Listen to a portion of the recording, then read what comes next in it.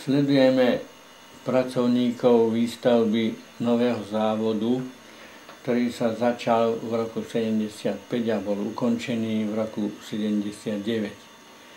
Výstavba komína prebiehala v roku 1978, výška komínu 76 metrov, o priemere komína v hornej časti 1,80 m.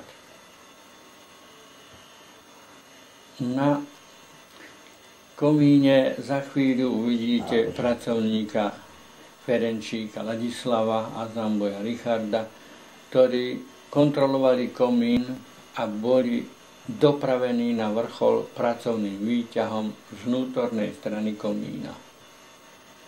Sledujeme pohľad na pukanec. V dolnej časti je areál. Toto sú podnikové bytovky. Skáče to rýchlejšie, ako by si chcel. Nevadí, ty hovoria to presuniem. Pozeráme sa na časť hornú Pukanca, Kiebes, cesty do Ľochov, do pukanských viníc a na časť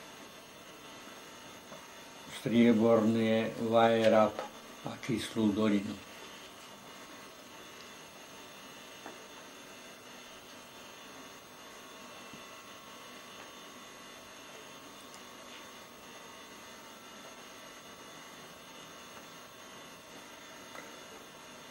Toto je pohľad na Devičany